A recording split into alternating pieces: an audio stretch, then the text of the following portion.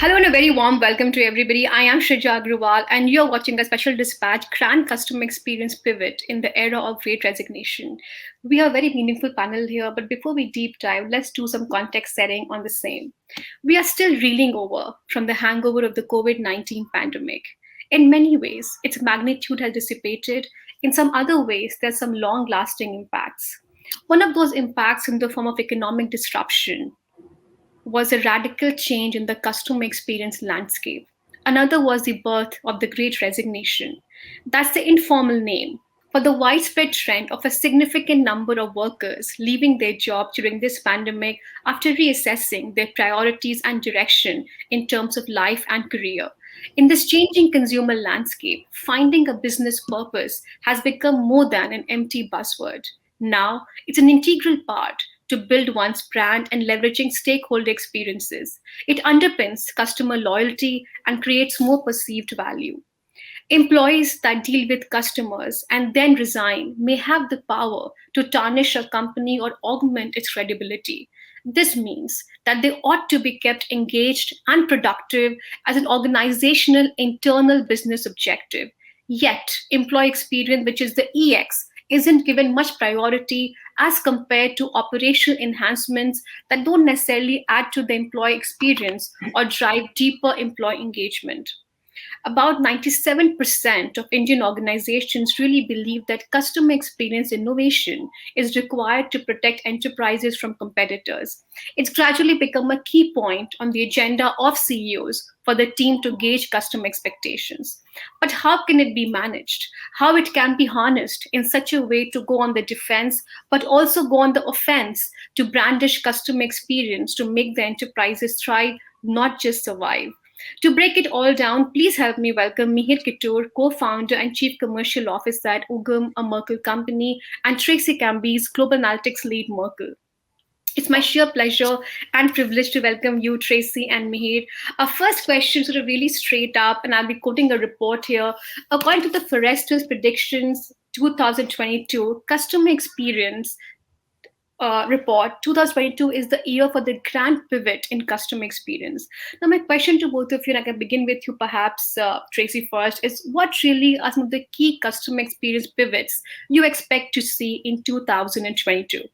In 2022, I think we're going to see a lot of different aspects of customer experience starting to come together. With the pandemic coming, well, I wouldn't say to a close, but us living in a new normal, the next normal, whatever we want to call it. The big expectations of consumers is that now convenience is even more important, right? Efficiency in their experience and their journey is very, very much a high priority for consumers. And, good friendly service, regardless of what channel that they're in, is going to be critical. And I think what we're going to see is that, customer experience is really going to encapsulate all the different aspects that when we touch a customer, interact with a consumer. And I think the interesting part that you bring forward is that the pivot is going to truly be about how we bring it together more holistically. How do we truly understand the customer where they are? We've talked about understanding the customer at the moments that matter most to them, but now every moment matters. Whether you're at the beginning of the inspiration of the journey, or you're in the middle of the transaction, or it's at the end when there's service and support needed. And I think what we're really going to see is this pivot of how do we actually bring it together, make it more consistent, knowing that our customers are going to enter in different channels and they're expecting the one common experience to build that connection with that brand and have greater levels of engagement with the consumer. And the last big thing I think is we're going to see a bit of a pivot around loyalty. I think customers are going to want to have more, not necessarily just a loyalty program, but what loyalty means to them for that particular brand is going to be an interesting kind of pivot of focus for a lot of our CMOs across India, across the globe. I think it's going to be a big pivot for all companies that are going direct to consumer, or even in the B2B world. How are they engaging with their customers? Thanks for that, Tracie. I come to you now, Mihir. I think a lot of interesting points made by Tracie here in terms of convenience. She spoke about the fact that it has to be a more holistic experience. It doesn't really matter that you have to capture the moments in the beginning of the journey or the end of the journey. The entire journey is important now. And perhaps a post-COVID consumer is one which is different from the pre-COVID consumer because convenience has become a very important aspect here because people are just so much used to convenience now. And she also spoke about loyalty, not necessarily a key ingredient in the life cycle of direct to consumer companies, but also B2B organizations have to think of loyalty more holistically than just having a loyalty program. You want to add to some of the points she's already outlined? Absolutely. I think Tracy has given a very good sort of elaboration on what matters in 2022. I just kind of add two other dimensions to this. So, from an organizational standpoint, I think during the COVID period, companies were reacting to customer experience. Hmm. So, they were trying to do whatever they could in survival mode.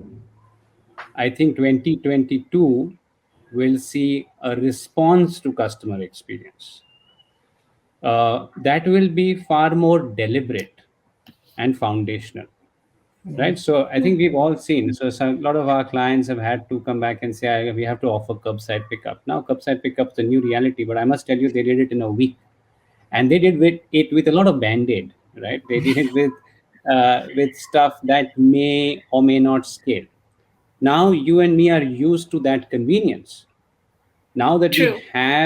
we have probably proven value to the stakeholders or to the customers, we are seeing that in 2022 it will be more responsive and deliberate. That's the only difference. I mean, that's the only dimension I thought I could add, besides the very good points that Tracy made. That's very well said. That's more responsive and foundational. So, Tracy, if I were to sort of ask you and take the conversation further from there, so what companies do you think are leading the pack when it comes to these customer experience pivots? What really are these things that they're doing right? It is often said that the big picture of the innovation is in small things. So, are these the small things which make the bigger picture when it comes to customer experience? And how are they getting it right then? I mean, the different companies, well, of course, I'm not an India expert, so because I don't live there full time, but I will tell you, like the big corporations I know, particularly in retail, like V-Mart and all the different brands that they bring to the table, right? They're trying in each of their different channels in the different markets that they are bringing their different brands and different retail experiences, whether it be for office supplies or it's, for fashion and, street style or whatever. They are doing what matters to try and connect with the consumer. But I think if you think globally, like the brands that are truly holding the standard or creating the gold standard around experience are entertainment companies like Disney, Netflix, those that have entertainment capabilities that are connecting with the consumer in home, but also like allowing them to carry it no matter where the customer goes, like in having it transportable with them. I think Apple is doing, of course, they're kind of leading the way from a device perspective in the next generation of like telling you consumers don't really know what they need next. And Apple is doing a great job of creating these experiences that get the consumer to like know where they're going to go next and kind of thinking ahead. I think those are some of the big global brands that are doing a great job. But I think within the India market, what you're going to start to see, and at least when I speak to colleagues, Mihir and I touch base, when I speak to some of my friends that live in India that are regular shoppers like myself as a consumer, that the biggest opportunity is going to be just having that, to that point Mihir was talking about, that convenience and having companies not like be responsive at the moment in time, because our dynamic and economic climate or socioeconomics environment is all changing so rapidly now. I think consumers are expecting the companies to keep up with them and not just to kind of like sit on the regular experience that they had in the past. So I mean, those are some of the companies I see. I think there's a ton more. I think a ton of great brands and products. I mean, the beverage industry is definitely one that's taking off in India, continues to be a huge market, whether it be Coca-Cola as a brand or it be, Kingfisher and all what they bring to the table as far as a local and India regional brand. I think these brands are doing really interesting things in the market to try and connect with consumers differently. I come to you now, Mihir. So Tracie's response is really about the global brand. So I can understand their companies like Apple and Disney and Netflix, and she mentioned Coca-Cola, which are like global giants. So one can sort of totally imagine them to be establishing standards and leading the pack when it comes to customer experience. But when I talk about the India parlance here, it's really been about a very cut, copy, paste culture in India, right? When it comes to startups, digital transformation, the new age companies. But I also recall my interaction with Sachin Bansal years back when he just started Flipkart. And the most important things he mentioned to me that Shrija, we reinvented the wheel of e-commerce in India. So what he had basically done that about 10 years back, Indians were not really open to the idea of really sharing their credit card information online. So, to understand that pain point, they actually established cash on delivery, which was a local innovation, right? But that really fulfilled the customer experience journey. And that became the new norm for customer experience in India, in the payment space, in the e commerce space. So, while Tracie has answered from a global perspective, I want to understand from you what really are you seeing from an Indian company's perspective, how they are leading the pack when it comes to customer experience. Are you seeing them copying the global brands, or are you also seeing some local small innovation also happening for customer experience here? Yeah, so I think, and again, I have got more perspective on global, but just from an India perspective, I kind of break the market in probably three segments. We see the most action or maturity from customer experience deployment with a lot of startups, Hmm. and startups across verticals, especially fintech and D2C brands. There is a big middle, which is companies that are hybrid. They are old economy plus trying to bring a new economy, and there are a lot of others, the third segment, who are wanting to do this but haven't really started. Right now, what's interesting about the first cohort of these startups is I think they kind of many of them match up to global companies because of their agility, their approaches, talent, and tools that are available to them. That said, they have to obviously customize it and deliver it to a Indian customer. Okay, I think what makes them particularly interesting is the fact that they're finally driven by customer growth. A lot of their valuation is driven by customer growth. So they are super obsessed about customer growth. And I think that they have taken much better strides than some of the folks in Peer 2 in terms of, like Tracy said, holistic understanding of the customer. So I don't think that this innovation is Western versus Indian. I think there is a certain set of companies that have demonstrated these characteristics, and that's kind of important. Can you give me some examples? You mentioned about the startup cohort, sort of really the first pack, which you're seeing the customer experience. When we speak with them, when we interview them, I think most of them are VC funded. They have huge VC capital, and they talk about three things with us. Shrija, we have great talent, we have great technology, and we have great customer experience. So how is one company different from the other? Just for example, take a fintech pack. Can you give me some examples where you think that one company's customer experience stand out from the other because they have done this ABC thing right? Yeah. So without naming names, actually, it's very interesting to see some of these companies actually, and maybe I can give a name just so that it's not seen in relative but in absolute. For example, you look at this Acco Healthcare, or Acco Insurance app, for example, and you follow the experience, right? The point is not about how easy it is today.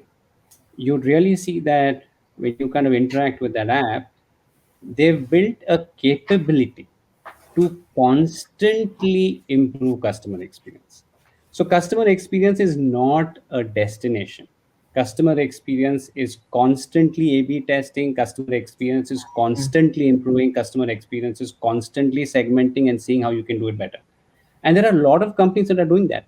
But I think when you use some of these apps, for example, in tons of them in India, you can tell that they are building a capability, a competence to constantly understand, to constantly A B test, to be driven by data and analytics, and Mhm. to action to that and then make corrections. On the other side, you will find companies who seem to have the tools. Okay, they have the tools that you need, but very, very unfriendly from a customer experience standpoint. Okay, and many a times that there can be various reasons why that happens. But I guess you may have used that app, for example, Acco. If you've not, just tried it. It's a very good user experience. So you're saying it's not necessarily a destination. It's a constant process of Yes. iteration, experimentation that keeps happening. So Tracy, if I were to ask you, a company which does or which is leading the pack on customer experience, how is the culture of innovation different in that company vis-a-vis perhaps one which is not necessarily so high on customer experience? The product, content, marketing, tech team talking to each other. What is the Mhm. culture of innovation in a company which operationalizes customer experiences on a daily or a weekly basis? How does that company look like?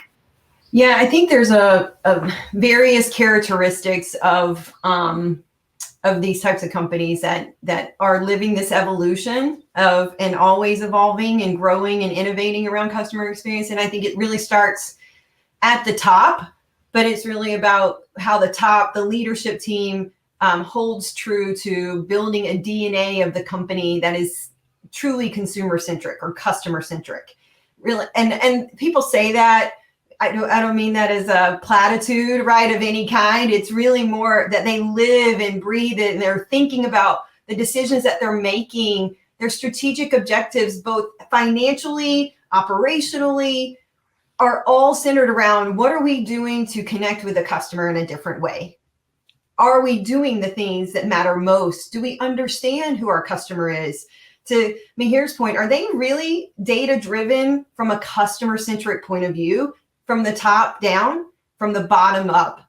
Whether it's someone who lives in the supply chain or in the services organization, are they always thinking about what the customer needs, what the customer wants, what the consumer is doing, how life and the environment or where they live geographically, whether it be, in a particular region of India or is they are matriculating across India, like, are they always keeping the consumer first and embedding that in the DNA of the employees and of their teams? And the other piece I think is that by doing that and everyone thinking and being data driven and data led around the consumer and understanding that and keeping what matters most to them at the heart of their decision making is also making sure that when they build these experiences, I actually believe it's about the employee showing up and thinking about when they're testing and learning, like, would I like this experience? I'm a consumer. I mean, every employee is a consumer. And I True, think yes. organization or will be a customer in some way. And I think if organizations actually encourage their employees to think about it as their business, what we're offering, I'm a consumer, this is how I want to be treated, this is what I think would matter most to me in my experience, I think those are the companies that are truly leading the way. I think, to your earlier point, I think when you look at the global companies that are trying to make differentiated experiences, I think a lot of what their leadership team does is do that, just that. It Hmm. creates this culture that says everyone is listened to because everyone is a consumer. And as an employee, I'm creating the experiences in my employee experience that allows my teams, my people that connect with the consumer and understand them in a different way. Thanks for that, Tracy. So Mihir, this thing of having it embedded in the DNA and not necessarily just as a marketing slogan or a platitude, but what sort of Tracy just pointed out. Do you think a lot of that is happening in India? I do know a lot of entrepreneurs really talk about Amazon as an example of a company which is truly obsessed with customers, and the fact that how Jeff Bezos keeps reiterating that in its annual shareholder statement or any public announcement, the fact that we think 5 years down the line, keeping customer at the center of the organization. Do you think Indian companies are there on that life cycle and journey on really making customer experience a DNA of the organization? Not really, to be honest. Hmm. Uh, having Sure. having served Amazon as Absolutely. a Yeah. client, having served Amazon as a client, and actually been in their campus for several meetings, I must Mm-hmm. tell you this. I could actually sense that value that Bezos talks about of an empty chair. You could actually see people discussing not with their titles or their silos. There was a lot of discussion around, so what does this mean to the customer, right? So actually having experienced that, I truly believe, and when it's written in the media that Amazon is customer centric, I think it's really led from top down. Okay. Now, when you look at companies in India, I'm sure there'll be many of them. The question is, you will experience some of the best D2C brands in India where you try contacting them, or you want to track your order, you can't track your order, you try to contact them, it goes to customer service department, it goes to a different silo. So there are innumerable symptoms available to see that no, they are still not customer and employee oriented. Mhm. If the passion is from the top, like maybe Mr. Bezos himself shipping books, right? And that's why the question is, how much of the leadership team is their own customer? Like people often said Steve Jobs was his own ultimate customer, right?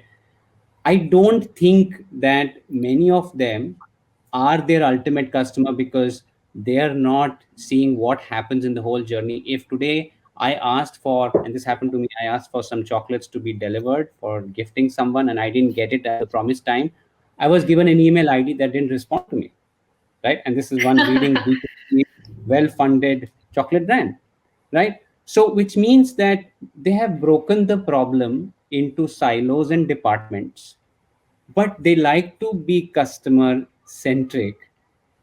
But if you go dig deep in, what are their KPIs?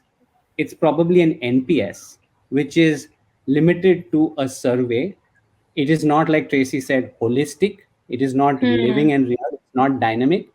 And it is not a part of the KPI, or it is probably not discussed at the board, because then all they're trying to show is growth metrics and not customer experience metrics. So I still think there's a long way to go. It has to come from the founders, and that passion has to flow through irrespective of silos.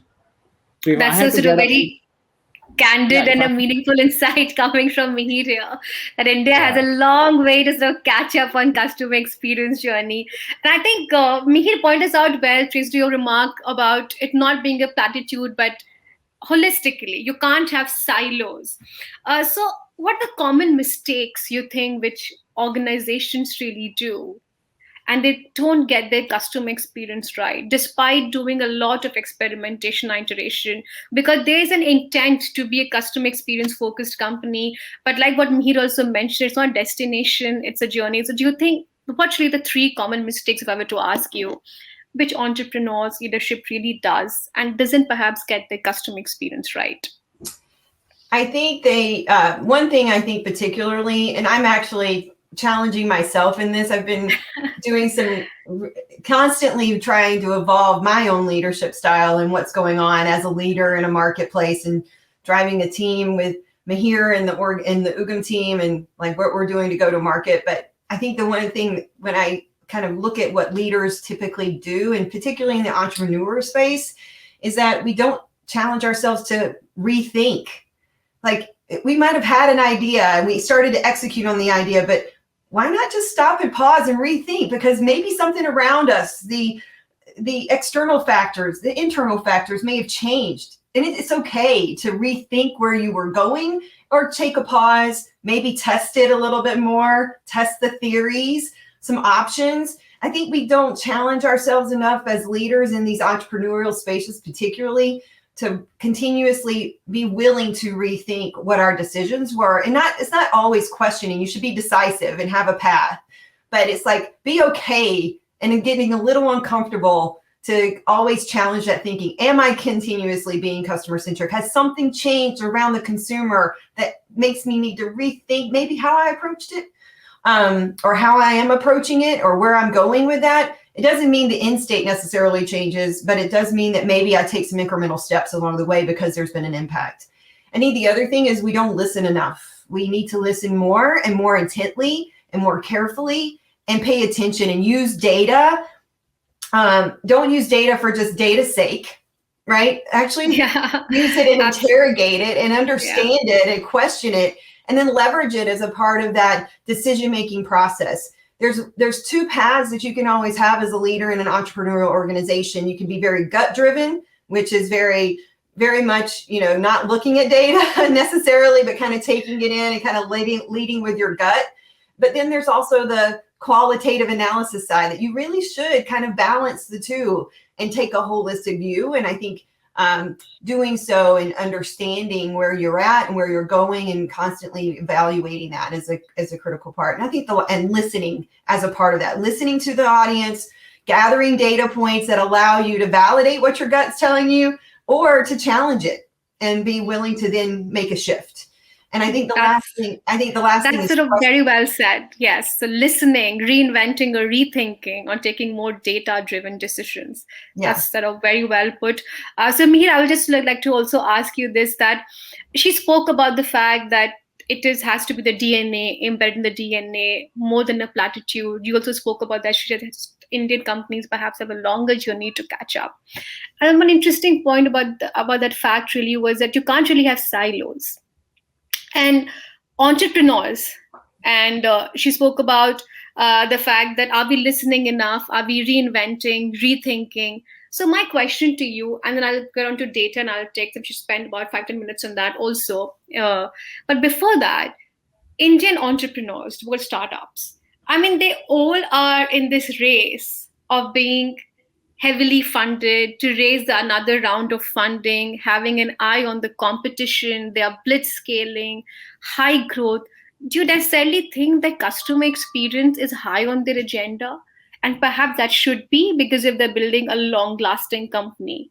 But do you think that because that race to be so high on blitz scaling, on high growth is so high that perhaps it misses the smaller things of customer experiences or misses? So what do you think about that? I think that's the tough reality, to be honest. I can't judge whether they are or they are not.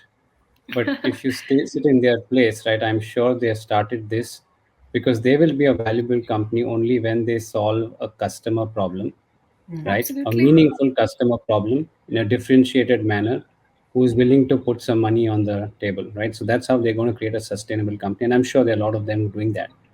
But I think if I were in their place, you're then torn between the customer and the investor, right?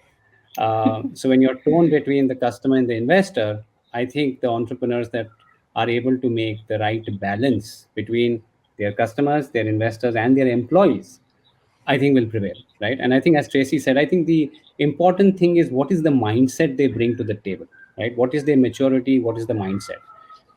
Tracie alluded to that, and I would like to emphasize the mindset of a beginner's mind, right? Because the disruption happens when you start with "I don't know."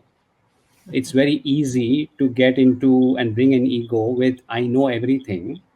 So if they have that mindset, okay, if they have the right skill set and the right toolkit, I think they will have to find the balance between the three legs of the tripod, namely the customer, the investor, and the employee. Because if they're only customer obsessed, okay, how are they going to, they have to take care of the employees. Happy employees lead to happy customers. And if they do only that, but don't make any money, then they're not going to sustain. So I think that I can't judge whether they are or not doing that.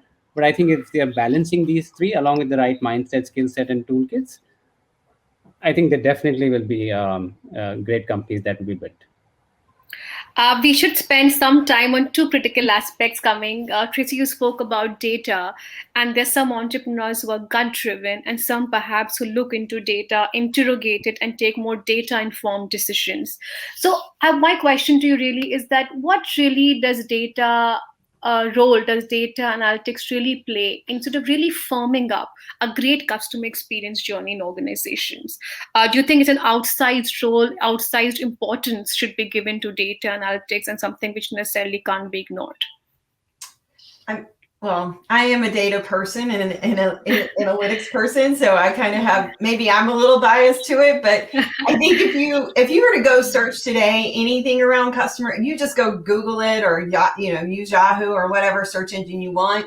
I think if you were to do that, no matter what geography you pick it in, the number one thing you're going to see is customer experience has to be data driven. I think that's one of the top themes across this conversation in customer experience.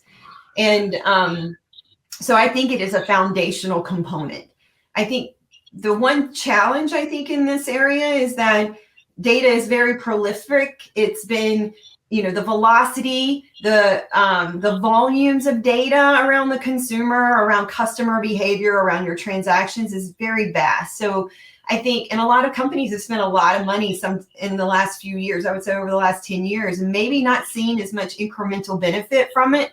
But I think it's because they tried to solve the whole puzzle of bringing all the data together so quickly, rather than just focus on the data that matters most at answering and connecting with the consumer. And I think and you can do it in different pieces and parts. You don't have to do it at all this big one-time shot. But I think the other piece is like educating and making sure all the people within the organization understand how to use the data that you're making available and making it available in a way that's very consumable. And I think that's the one thing that, Mihir and I have been talking about is like how we think about that to help our teams be able to serve our clients better and help our clients actually achieve that customer experience is like, are we making data more accessible? Are we making it easily consumable? Are we helping them quickly and easily kind of get to those sets of data that allow the businesses and our clients who are dealing with their consumers, dealing with their customers, actually have access to the right information at the right time around creating that customer experience or making that product more efficient and better and more available to them, or making a service more functional for a customer experience to be a higher quality. So yes, I think it's a foundational component. And I think it's, something that leaders have to do to embed in every team to make sure they understand how they can use it, and then have their IT teams and their data and analytics teams make it more accessible and usable. Okay, so essentially it's a foundational requirement, and data has to be embedded across various parts of the organization. Mihir, coming to you, that the rise of analytics and data science perhaps is well established in India also, and we are seeing a boom in the industry. For instance, we have seen the first analytics company go IPO in India. So the use of data analytics seems to be getting a lot of traction locally too. A lot of funding is happening, a lot of M&A strategic transactions are taking place. So what do you think has really been the trigger for this industry to take off in such a big way, and how has this boom in the industry really impacted your business and operations? What do you think about that? Yeah, so I think a lot of these companies that you see, including us, we've been at it for over 20 years. So this is not something that was there just 2-year startup of sorts. So most of the companies that you're talking about are in that True. 15 plus years. So what's really changed is that, as I say, the time is right, because the primary driver for this has been digital disruption, or with the growth of digital disruption, or the consumer driving it. You've now got humongous amount of data, right? So what do you search? What do you write on reviews? What did you buy? What ad did you see? What media did you consume? All of this is now available. And it has been proven in the West and increasingly here that companies that are able to optimize are able to get or sweat the data to get the extra edge. In the absence of data, India was a very growth market, not an optimization market. I could add one more store and people will show up.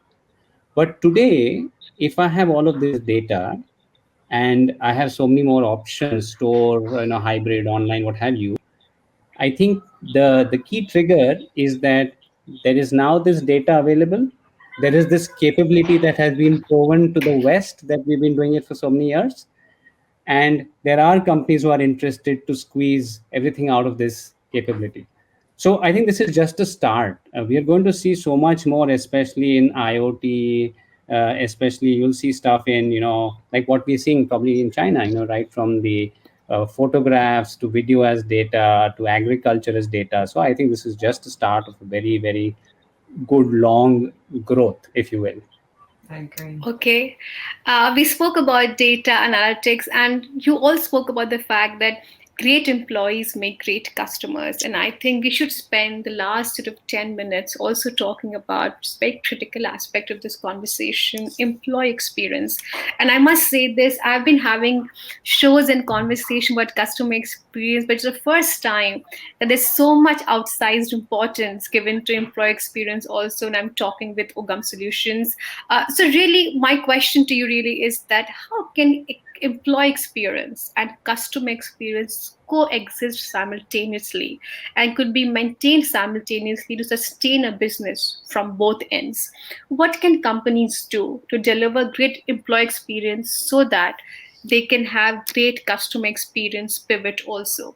I can start with you, Tracie, and then get on to Mihir. Yeah. Well, I think, a lot of what I was saying earlier is that employees are consumers. And I think we have to treat our employees experience a little bit like that. It doesn't have to be that you're offering all of the services of all the things as an organization, as in a self-service way. I think there's a little bit of employee experience that says enable me to make my job easier so that I can do the things that you want me to do with our customer, with our clients, with our consumer.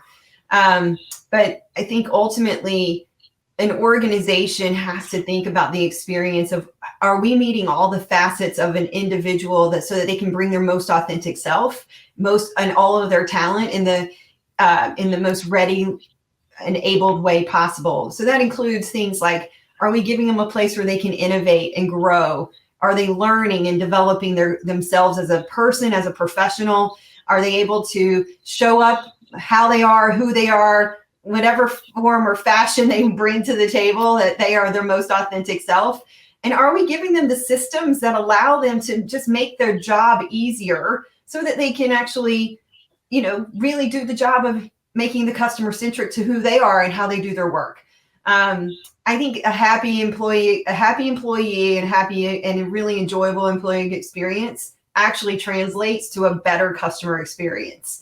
And helping that employee keep and build that DNA, like we talked about, around being consumer centric and thinking about the customer first into everything that they do. So that when they do, if they're in the service or a call center, they're not just doing a job to say, I'm answering the phone or I'm solving this problem, but I'm doing it with pleasure, with understanding that this consumer, what if I were on the other end of the phone, right? Or on the other end of a chat bot? How do I make sure that I am treating them the way I would want to be treated? And I think a lot of that starts with the way you build an employee experience to enable them and make them feel one and build that culture of innovation and customer centricity from within. Wow. Mihir sort of very well sort of laid out by Tracie in terms of how you should think about employee experience and customer experience and how they can perhaps coexist. But really, I mean, if I ever talk about Indian companies and organizations, we hear so much about leadership. And we are doing this, we are doing that, culture, room for self improvement, removing toxicity, doing this and that for women in organization. But most of it, in most cases, really just stops at hollow conversation and empty promises. That's really been seen. And there's a great sort of war happening for talent, and especially tech talent, because so many organizations want to hire the best, and there's so much capital at disposal right now. A lot of this capital is VC capital. So really, how can employees be ensured that there is a path for them in this company vis-a-vis another, and how can companies and leadership really see to it that what they're really building at the end of the day is a very employee-centric organization? Fairly, I mean, I don't really see this happening in India per se. I mean, are you seeing some of the things which perhaps we are missing on? Yeah, so just 2 points. One is I'll just go quickly back to the previous question, just to want to add to that, and then I'll come to this one. So I think it's like these glasses. You can't just have the customer lens, but not the employee lens. And I say that because increasingly when we do customer journey, we do an employee journey along with that. So, for example, if I went and returned something to the store, okay, and you're going to make it very difficult thereafter, I can't serve the next customer well, right? Or suppose today I'm a wealth manager, account manager, and I have to take a lot of hard work to create these reports manually. Then I have to go and meet my client. It's not going to work. So customer experience and employee experience, like Tracie said, that's the moment of delight is when you look at both of them together. That gives you opportunities for automation and then bring things together. Today we are seeing this in Western markets where companies are actually looking at both of them in unison. This is my customer journey, this is my employee journey. Okay, so I just thought I'd come back to it. Now, in terms of, I think not only India, I think globally, post COVID, companies have awoken to the fact that employee experience is important, especially in this era of the Great Resignation. Okay, I don't think anyone has a clear formula. I think everyone's trying things out. I think the companies that are likely to win are those who have strong cultures and who are authentic.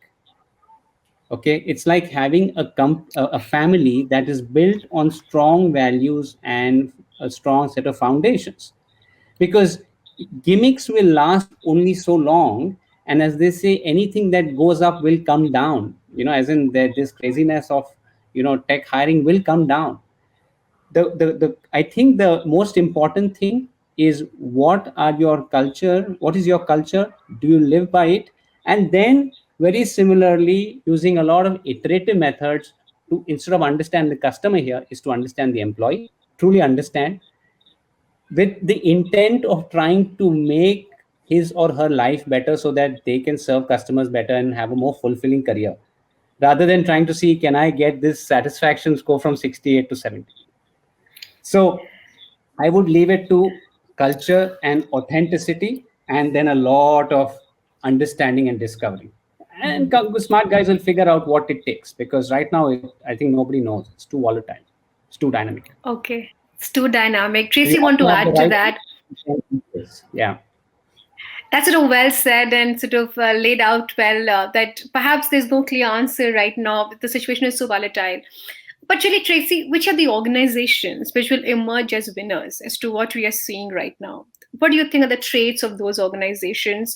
The way we are monitoring customer experience, are we also adopting those data-driven lens to employee experience? When you said that both have to coexist, and Mihir also pointed out that, Shrija, it's unison. You can't think of one without the other. It's like the two lenses of the same glass, is what he mentioned. So how does that really come down in operational term? Really, tell us about that.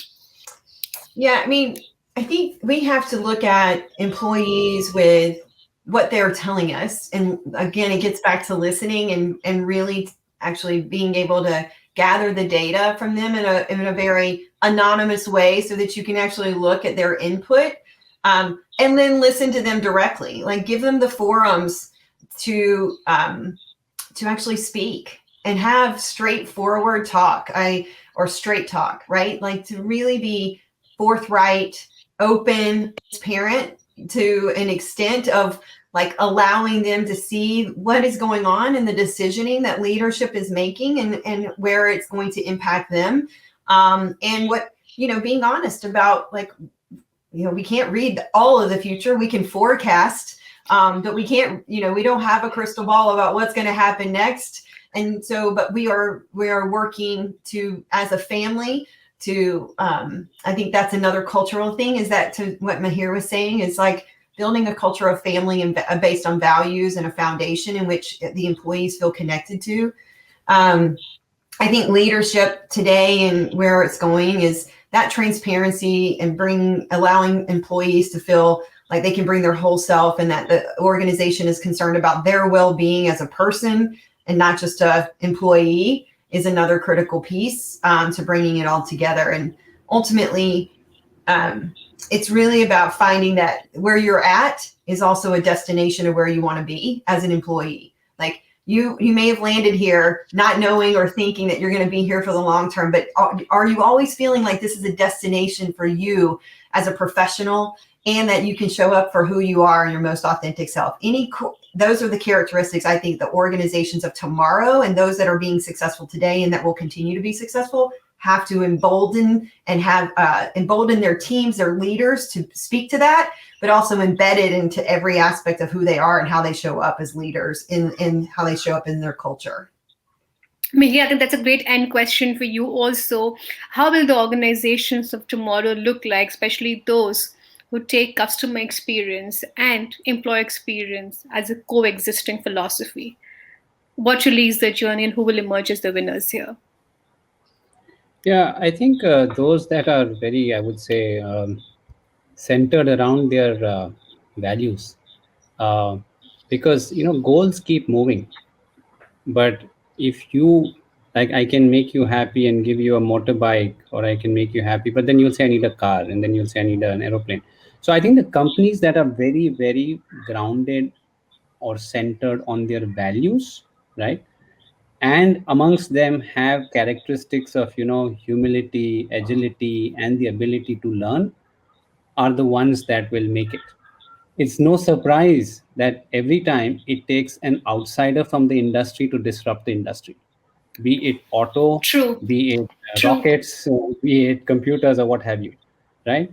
So, but companies with strong values, with humility, agility, and learnability, like the Disneys, for example, are able to, create a legacy. So I think that doesn't change, and I think that my personal view is that's what great companies will be. Disney definitely is a great example to be out there, and they have definitely set a global standard when it comes to leadership, cultural agility, and resilience. In all this conversation that we spoke about, Tracie and Mihir, we spoke about customer experience, employee experience, data, analytics, embedded in the DNA, top down leadership. So, do you think, and you spoke about tech cohort using it the most, do you really think that if the business leader of the organization has a tech background or technology understanding, it is definitely useful, or it is definitely sets them apart vis-a-vis other organizations which are perhaps more digitally transformed in the wake of COVID-19? Do you think those leaders or those founders get the edge versus the other? Yes, I think the leaders of today and tomorrow have to have both tech and data fluency to truly be able to lead in a way that they don't have to be the experts, but they have to have enough fluency to understand and connect the dots from the business acumen that they carry in so strongly around how to run, how to operate, how to set the strategy and execute against it. But they have to have that tech fluency to truly, I think, to challenge the rest of the organization on what we are doing to stay relevant, to innovate, and to utilize the assets, because tech and data are at their disposal now more so than ever before because of the way technology has evolved. And if they don't have enough fluency to know how to leverage these assets, are they truly going to get return on every dollar that they're putting into it? And I think that's where, as leaders, they have to have that tech and data fluency to be able to run the organization of the future and continuously evolve and to continuously grow to achieve their objectives. Mihir, what about you? What would your response be, especially in the Indian context? Because we don't necessarily have founders or leaders from an entrepreneurial perspective who are perhaps so fluent in data analytics, as Tracie pointed out. And these could be Yeah, founders and first generation entrepreneurs of very large organizations. So, what would your response to be to those companies? yeah. So I have a slightly different view. I don't think they necessarily need to know tech, because, but as Tracy said, maybe a fluency is good. I think what they need to have is they need to be able to find gaps and opportunities and have the ability to architect and put these things together. The type of tech, like, and it's a very broad piece here, because sometimes you get to somebody who's too technical, then for Yeah. him, everything is a nail. He's just got the hammer there. The point is not to have so much technology that it derails you from what's the customer problem you're solving. Even with data, there's so much data, but people are not clear as to what's the question they're trying to answer, what do they want to learn, and what action do they want to take. So I'm not too hung up about the fact that you need to have a tech oriented founder. Yes, you could have a smart tech person in the team. What you need is a person who knows how to find the right spaces, the right gaps, and knows how to architect that vision. What a lovely conversation. What a lovely and meaningful conversation. To anyone watching this, should I think be copiously taking down notes on how they can build their customer experience and employee experience, and how should at least think about the customer experience strategy. It's time for rapid fire, and I'll begin with you, Tracie. And like three questions for you and quick answers. Playbook for customer experience for Indian companies. If I were to ask you two sentences, what would that be?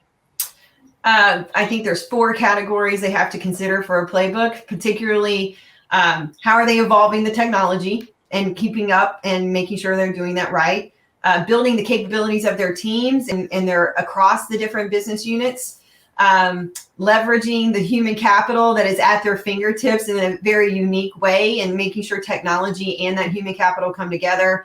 And then finally, I think making sure they have in the customer experience landscape, their operations are second to none.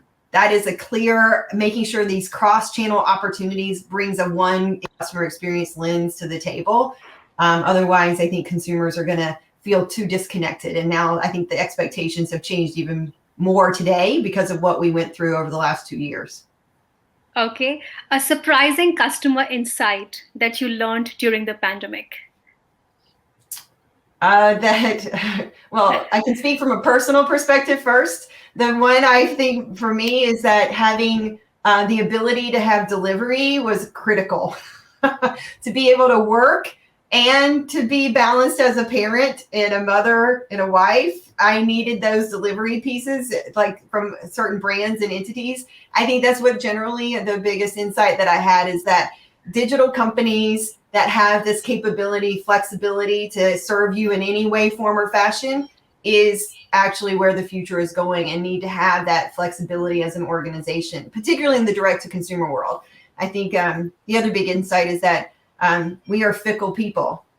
We want what we want when we want it. And so we're always changing our expectations, and companies have to be able to respond in an agile way. Absolutely. Customers are the most fickle people. And your favorite place in India, what would that be?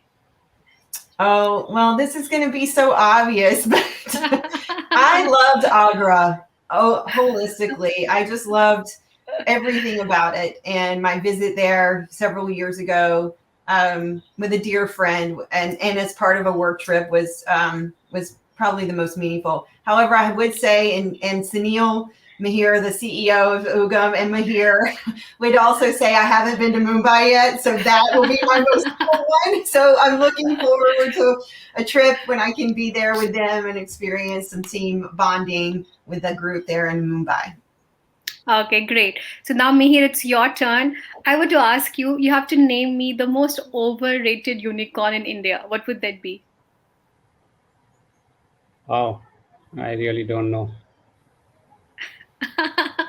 I'll have to pass that one. Okay. I'll have to pass that one. A unicorn which you think, which you like, admire the most, and you can't name yours or Merkle. Oh, you're making it difficult. Uh, I don't know. Do I have options? Do you give me a list of something that I can try? There are 83 unicorns in India. You have a long list already. Okay. You can't take so much time. Let's pass on this one. The Yeah, biggest I really. myth, the biggest myth about Indian entrepreneurs. What would that really be? That the graph is a linear that looks up. That's the big myth. That's the myth. It's actually a bundle of mess, and you got to go through that, and you got to figure the way out. Okay. It's not a And linear looking path. Yeah. okay. And what has really changed for you in terms of employee experience from being Ugam to being a Merkle company? What truly has changed for you? Yeah, I Tracie's think listening. no, I think what's the first what hasn't changed, the best part, what hasn't changed really is the cultures are so similar. It's just phenomenal because people often talk about M&As, and I know you covered that in the previous discussion with Sunil and Craig. I think it's phenomenal to see very, very similar cultures, very growth driven, very great, open people, transparent people, and stuff like that. So what has changed though is I would say I've benefited a lot from perspective, or we benefited a lot from perspective, both sides. I think I've learned a lot from Tracie's perspective, and the broader Merkle team members. Diversity always brings and makes us stronger, and I'd like to believe the same should have helped Merkle as well. Great. That's here to diversity and women leadership. Tracie. And till the time we see you next, goodbye and good luck. And thank you for sharing those insights with us and being a very meaningful conversation. Thank you so much. Bye Thank bye. Thank you. you, This was Shreya. fun. Thanks so Perfect. much. Thank you.